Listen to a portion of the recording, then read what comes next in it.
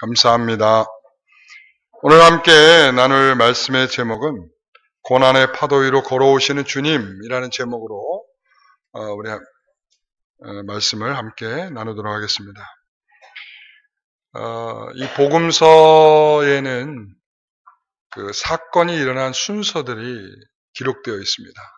그런데 어떤 것은 역사적인 시간적 흐름에 따른 순서를 따르기도 하지만 어떤 것은 의도를 가지고 순서를 바꾸기도 합니다.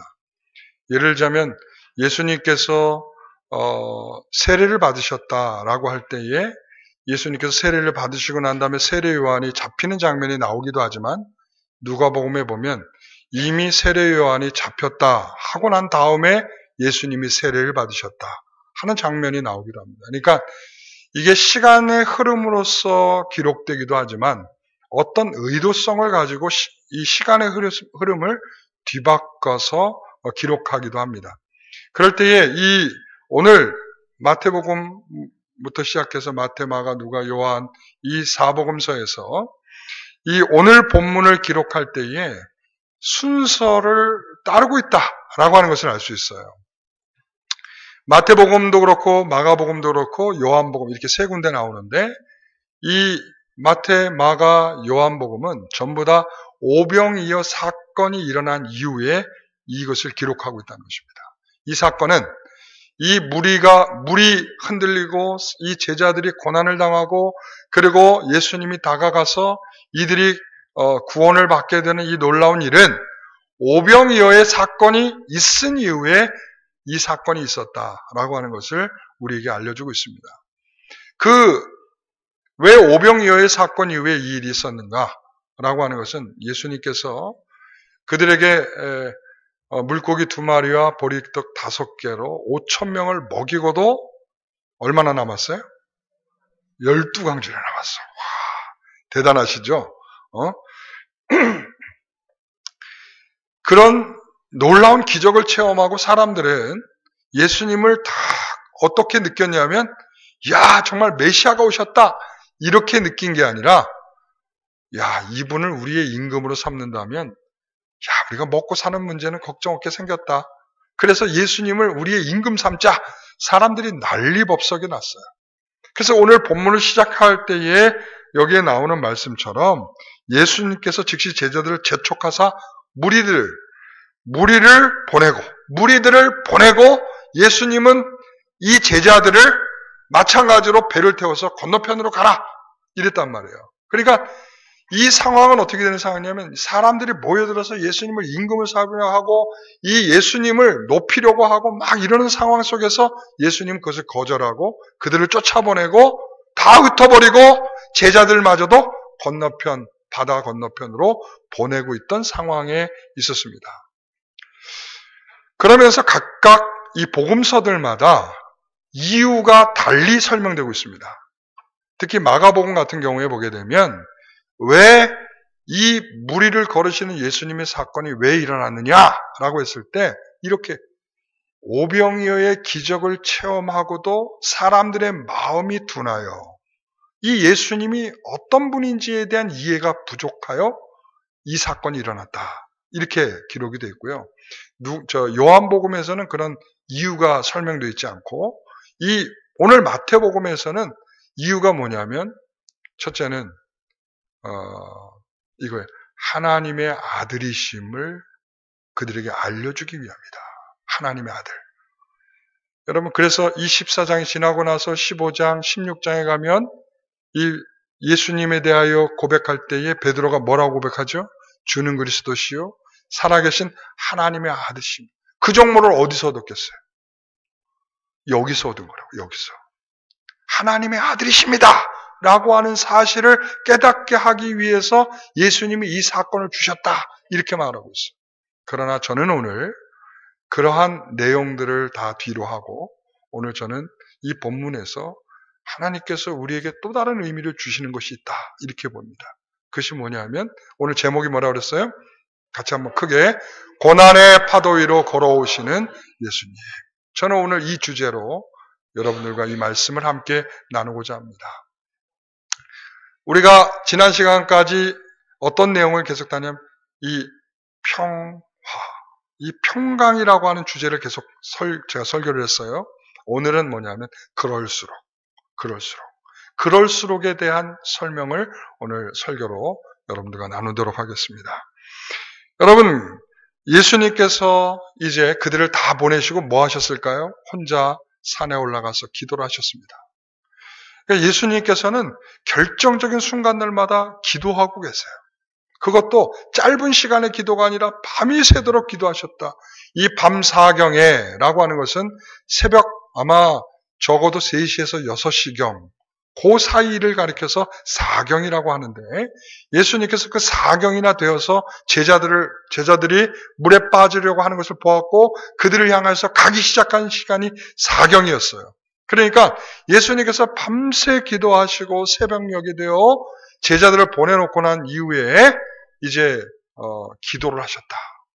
근데 이 기도를 왜 하셨냐 이렇게 물어볼 수도 있는데 그것은 아마도 예수님께서 겟세마네에서 기도를 하셨던 것과 비슷하다라고 볼 수 있습니다. 겟세마네에서 어떤 기도를 하셨죠? 예수님께서 이 땀이 핏방울이 되도록 기도를 하셨어요. 왜 그렇게 기도하셨을까? 긴장 속에서. 여러분 사람으로서 그런 일을 겪는다는 게 얼마나 여러분 긴장되고 힘든 일이겠어요. 예수님께서는 하나님이시기도 하지만 인간의 몸을 가지고 계신 분이십니다. 그러니까 하나님을 딱 떼어낸다면 인간으로서 겪어야 될 고통은 그거는 정말 어렵고 힘든 일일 것입니다. 그러니까 예수님이 그러시죠. 할만하시면 이거 좀 지나가면 안 될까요? 나 안 하면 안 될까요? 나는 이 고통 안 당하면 안 될까요? 그러나 주님의 뜻, 하나님의 뜻이라면 제가 기꺼이 하겠습니다. 그러니까 항상 우리 주님의 기도는 하나님의 뜻을 기꺼이 더 따르고 하나님이 가고자 하는 길을 더 기꺼이 가고자 할 때 기도를 하시더라. 예? 그래서 기도하셨어요. 아마도 예수님은 사람들이 모여들어서 임금 삼으려고 하고 임금 삼으려고 했을 때 인간적인 하나님을 딱 떼어놓고 인간적인 마음은 어떤 마음이 들었겠어요? 여러분 박태선 장로하고 뭐가 다르겠어요? 그렇죠? 사람들이 높여주고 정말 대단합니다. 당신은 우리의 임금입니다. 여러분 이럴 때 사람들은 금방 우쭐해지게 돼 있어. 그런 마음을 뒤로 한 채 그 사람들을 다 흩어버리고 주님은 기도하셨다. 왜 기도하셨겠어요? 그런 마음을 뒤로 하고 하나님이 가게 하시는 그 길이 뭡니까? 많은 학자들은 이렇게 말해요. 이제 앞으로 3번 경고돼야 할 예수님은 십자가에 죽어야 하고 그 다음에 부활하셔야 될 그 일, 고난을 받으시고 그 영광을 받으셔야 할 그 일을 위해서 주님은 걸어가셔야 되는데 그 길을 위하여 이런 자신을 이상하게 높이고 이상하게 가로막는 이상하게 유혹되는 이 모든 것을 다 떨쳐버리고 오직 주의 길을 가고자 하는 오직 하나님의 뜻을 이루고 가고자 하는 그런 마음만 가지고 가기 위해서 기도하시지 않았겠는가. 많은 학자들은 그렇게 생각을 합니다. 저도 동의합니다. 여러분 그래서 오늘 이와 같이 본문을 보게 되면 그럴 때 예수님이 기도하고 내려오셨어요. 기도하고 내려왔더니 이 과간인 일이 생겼습니다. 저기 술이 떨어져 있는 그곳에서 이 제자들이 노를 져서 여기는 노를 졌다는 말이 안 나오는데 마가복음에 가면 그들이 열심히 노를 졌다고 나와요. 열심히 노를 졌다. 그러니까 열심히 노를 져서 그 바람을 이겨버리고 열심히 애를 써봤지만 안 되고 있는 상황을 예수님께서 보셨습니다. 24절 한번 같이 읽어볼까요? 배가 이미 육지에서 술이나 떠나서 바람이 거스름으로 물결로 말미암아 고난을 당하더라. 바람이 거스름으로 이렇게 돼 있어요. 바람이 역풍이 불었다.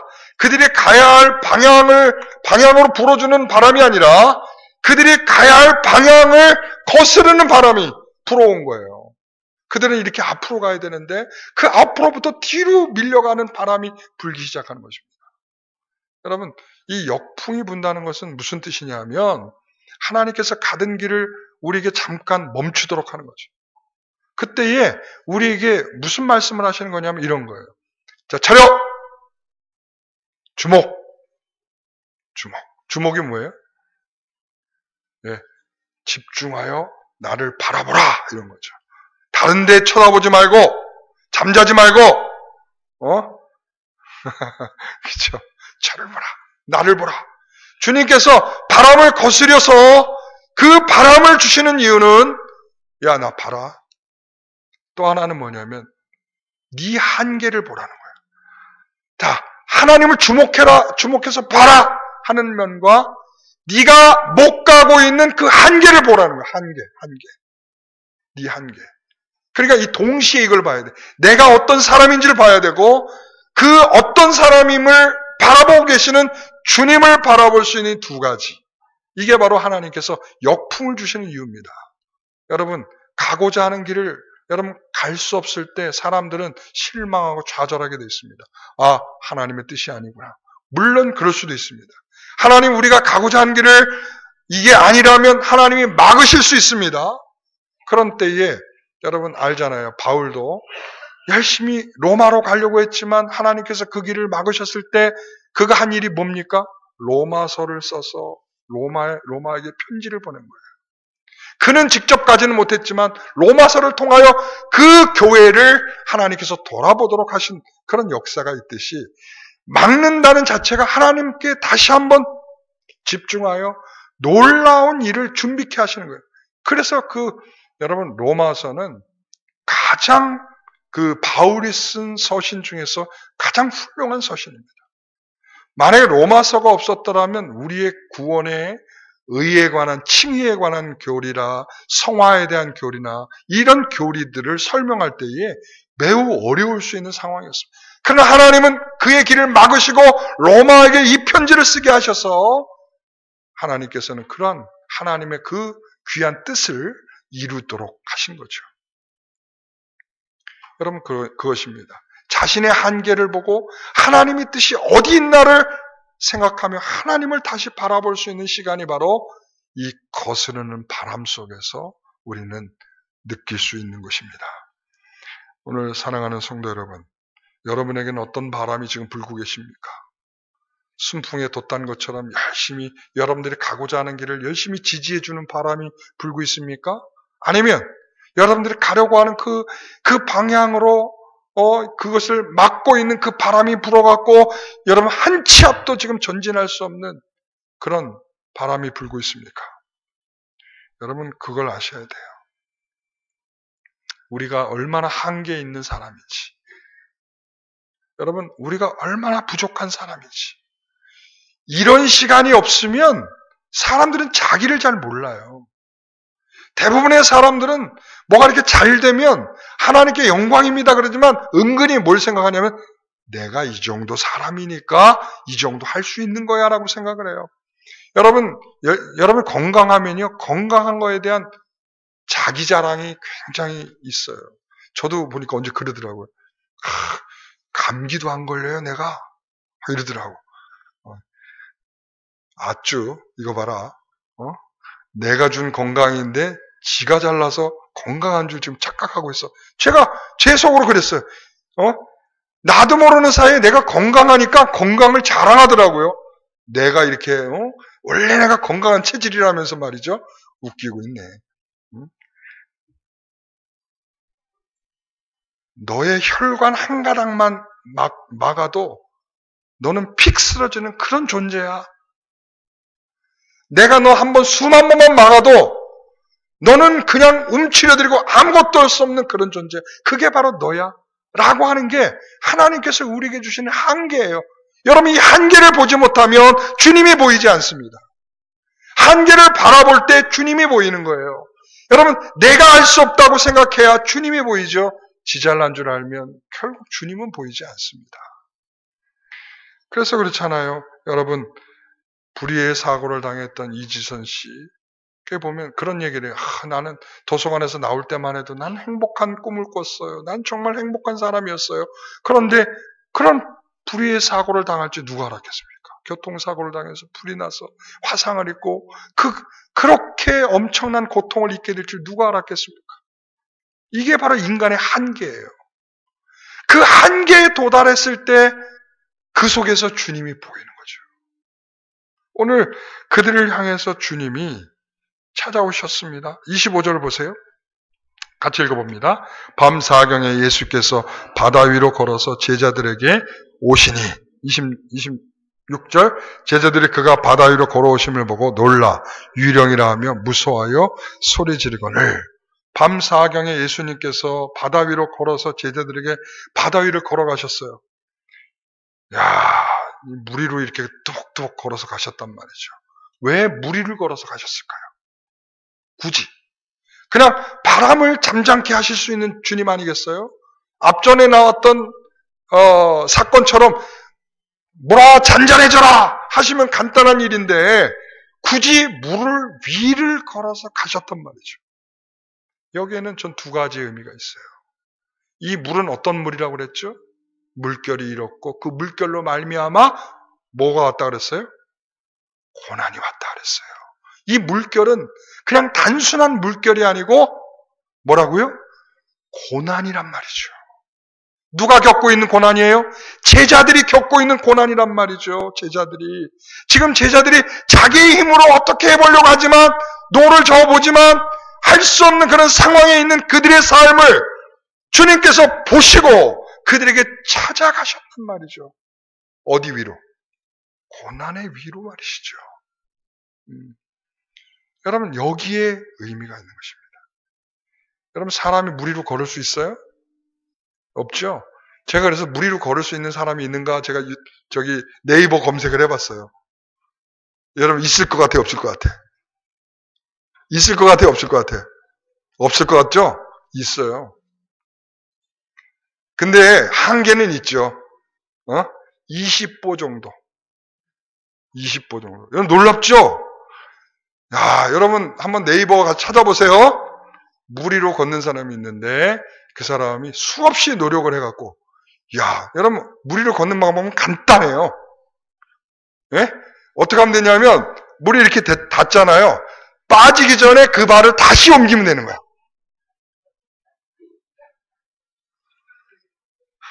간단하더라고요. 그 사람도 그렇게 외국 사람인데 한국 사람이 아니에요. 외국 사람 그렇게 설명하더라고요. 그러니까 발을 움직일 때 빠지기 전에 딱 옮기고 그러면 빠지지 않고 한 20보를 걸어가더라고요.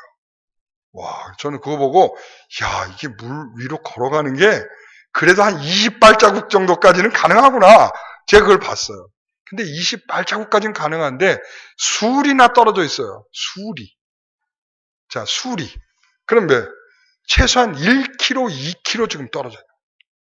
그러면 물도 잔잔한 물도 아니고 거기는 호수가 같이 잔잔한 물에서 했는데 이 잔잔한 물도 아니고 물이 출렁거리고 바람이 불고 있는데 그 위로 여러분 1km, 2km를 걸어서 간다는 것은 가능한 일이에요? 불가능한 일이에요? 이거는 인간의 힘으로는 불가능하다. 그러니까 마가복음의 이야기가 조금 더 그 부분에서 본다면 그런 거예요. 이렇게 와서 둔감해진 그들의 마음을 두들겨 패서 다시 주님이 어떤 분인가를 확인시켜 주는 거죠. 마찬가지예요. 여기도 이렇게 주님이 그 위를 걸어오셔서 누구인지를 확인시켜 주는 거예요. 누구인지를. 그래서 주님이 그들에게 그 고난의 자리에 찾아오셨어요. 그리고는 주님께서 뭐라고 말씀하시냐면 27절 크게 같이 한번 읽어보겠습니다. 예수께서 즉시 이르시되 안심하라 나니 두려워하지 말라 이렇게 말씀하셨어요. 안심하라 나니 두려워하지 말라.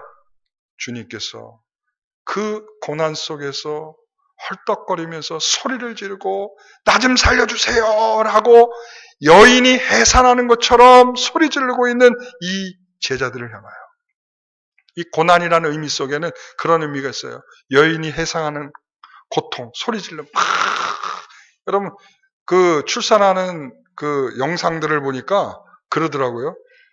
막 그 고통을 막 소리를 지르면서 그 막 남자들 머리끄랑이를 옆에 요즘에 다 들어가잖아요. 머리끄랑이 잡고 야 이놈아 너 때문에 내가 그 고통스러움,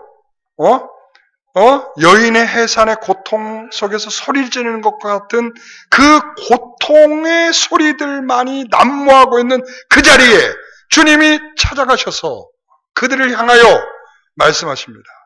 안심하라 나니 두려워하지 말라. 여러분 한번 3번만 한번 크게 한번 외쳐보세요. 이렇게. 자, 같이 해봅니다. 안심하라. 나니 두려워하지 말라. 안심하라. 나니 두려워하지 말라. 안심하라. 나니 두려워하지 말라. 여러분의 지금 삶 속에 주님이 오셔서 이렇게 말씀해. 안심하라. 나니 두려워하지 말라. 예. 지금 그들은 두려움에 떨고 있고 자신의 한계를 느끼며 소리만 지르면서 아무것도 할 수 없어요. 만약에 조금 전에 오병이의 기적을 체험하고 온 사람들이라면 그들은 멀리서라도 주님 살려주세요라고 외쳤어야 되는데 여기에서는 그런 말이 나오지가 않아요. 그저 죽겠습니다. 아, 살려주세요. 어떻게 하면 될까요? 그냥 이거밖에 없는 거예요. 주님을 부르며 그 하나님을 찾는 모습은 그들 가운데서 찾아볼 수가 없단 말이죠. 그들을 향하여 주님이 다가서서 안심하라. 격려해 주는 거죠. 지금 떨고 있는 그들을 향하여 안심하라. 나니! 라고 말하면 나니, 나다! 이런 말.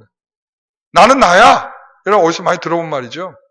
우리 출애굽기에서 3장 14절이죠. 하나님께서 모세가 그러죠. 아니 누가 누군지를 알고 백성들을 보내겠습니까? 누구라고 해야 됩니까? 라고 했을 때 그렇게 말하죠. 나는 스스로 있는 자다. 나는 나야. 이런 말이에요. 나는 나야. 나는 나지 누구로부터 나가 되는 사람이 아니야. 나는 나야. 이렇게 설명이 딱 끝나버리고 말았단 말이죠. 바로 그게 바로 주님께서 요한복음에 계속적으로 말씀하는 에고 에이미, 나는 나야 라는 말이죠. 나는 세상의 빛이요, 나는 생명의 떡이요, 나는 선한 목자요, 나는 길이요, 진리요, 생명이요, 나는 포도나무요. 이게 바로 나는 나야 라고 하는 말씀이에요. 나는 나야. 나는 나야. 내가 바로 하나님이야. 나는 바로 오병이어의 기적을 베푼 나야. 그리고 무리를 걸어서 너희들에게 지금 찾아온 바로 나야. 그러고서 뭐라고 말씀하세요? 두려워하지 말라. 여러분, 두려워하지 말라. 나는 너의 하나님이 됩니다. 나는 의로운 오른손으로 너희를 붙들어 주리라. 하나님께서 오늘 우리에게 그렇게 말씀하고 계신다는 거죠.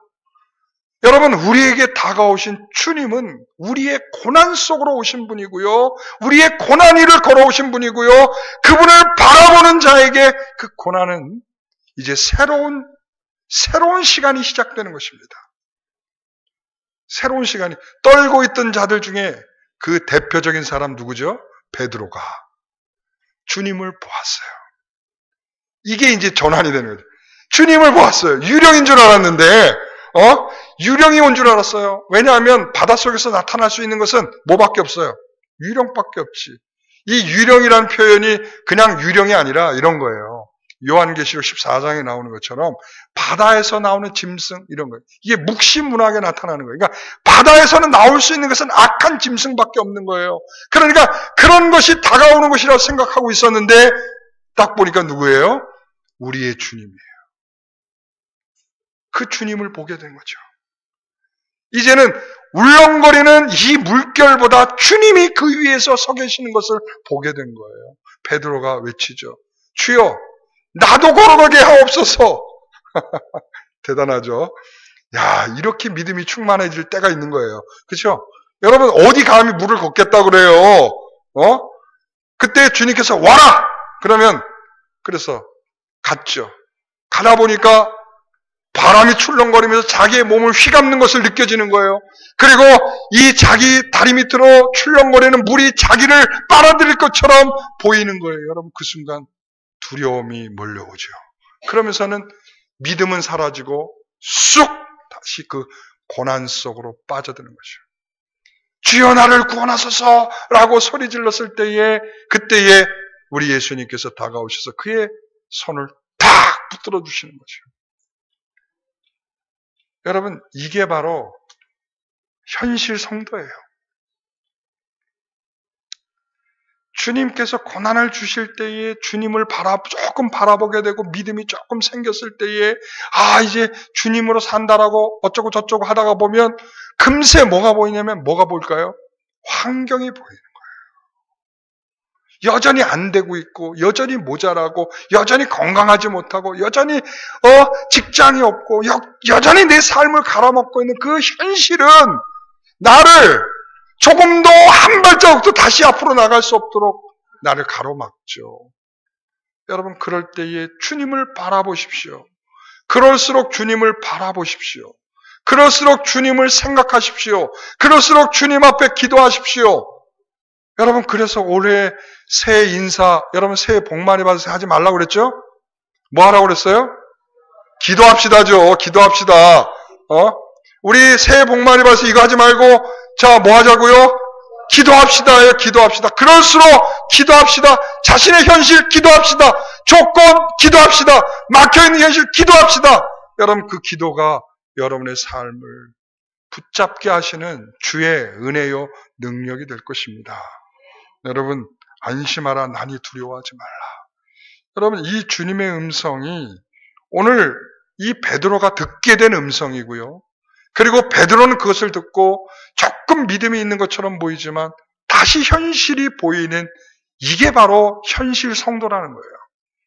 오늘 그러므로 우리가 항상 주님을 바라볼 수 있는 그런 마음과 자세가 필요한 거예요. 여러분, 제가 여러분에게 왜 그렇게 예배 자리에 나오십시오라고 말할까요? 왜 예배를 자꾸 드리십시오라고 말할까요? 여러분, 우리가 하나님을 의식할 수 있는 유일한 자리 중에 하나가 예배의 자리예요. 오늘 우리가 교회에 오지 못하고 여러분이 놀고 있는 자리에 있다고 한번 생각해 보세요. 그 놀고 있는 자리에서 들려지는 음성은 뭘까요? 여러분, 지금 TV 앞에 있다고 생각해 보세요. 그 TV가 여러분에게 들려주는 음성은 뭘까요? 여러분, 지금 열심히 일하는 자리에 있다고 생각해 보세요. 그 일하는 것이 들려주는 그 음성은 뭘까요?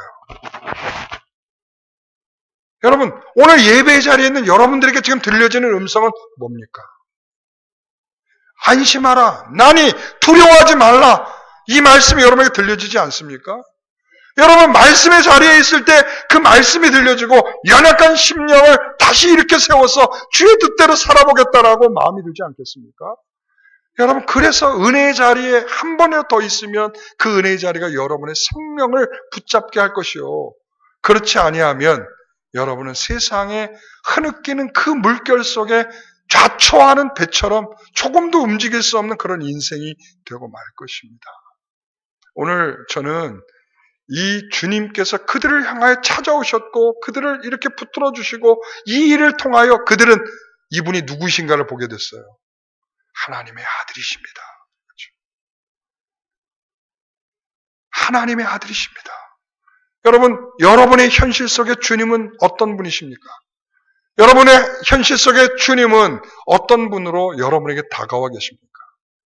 자, 다시 한번 묻겠습니다. 여러분의 삶 속에 지금 여러분은 어떤 시기에 있습니까? 열심히 순풍을 맞으면서 배가 전진하고 있는 시간입니까? 아니면 이 역풍을 맞아가지고 열심히 노를 저어보지만 아무것도 되는 것이 없는 그런 시간을 살고 있습니까? 그럴 때에 두려워서 떨고 있는 그런 시간을 살고 있습니까? 아니면 주님이 다가오셔서 나니 두려워하지 말라라고 주의 음성을 듣고 있는 시간을 살고 있습니까? 아니면 베드로처럼 의심하다가 물에 풍덩 빠지는 시간입니까? 아니면 믿음으로 나도 한번 걸어보겠습니다 하며 믿음으로 나아가고 있는 그런 시간을 살고 있습니까?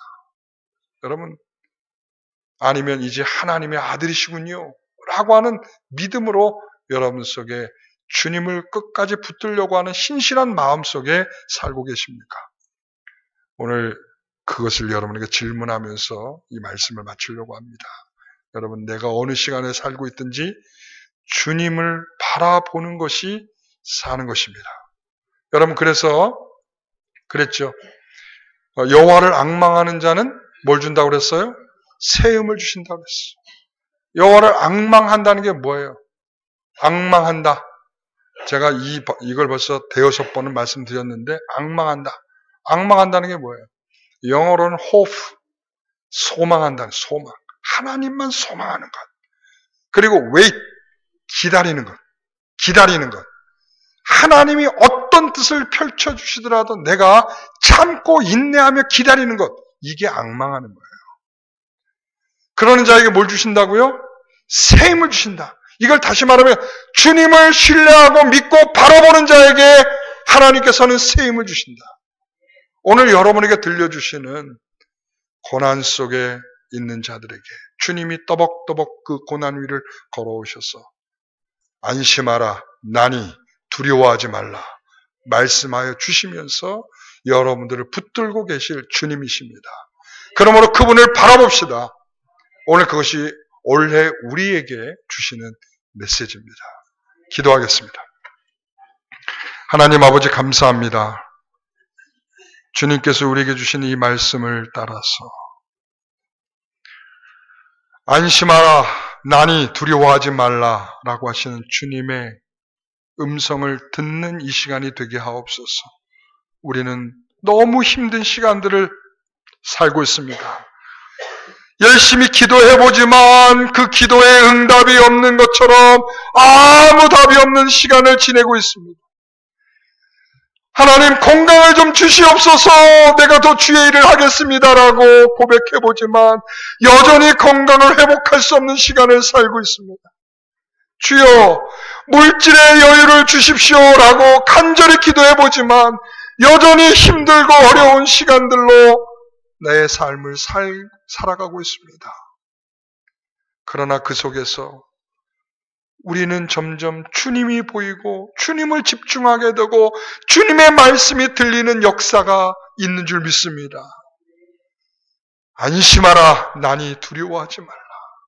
오늘 우리의 삶 속에 주님께서 우리의 삶을 꿰뚫고 들어와 우리의 고난 속으로 꿰뚫고 들어와 우리의 근심과 걱정 속에 꿰뚫고 들어와 우리의 삶을 바꿔가시는 주의 역사가 이와 같은 말씀 속에 있음을 믿습니다. 하나님 우리 성도들에게 그와 같은 은혜를 더하여 주시옵소서. 감사함이 예수님의 이름으로 기도하옵나이다. 아멘.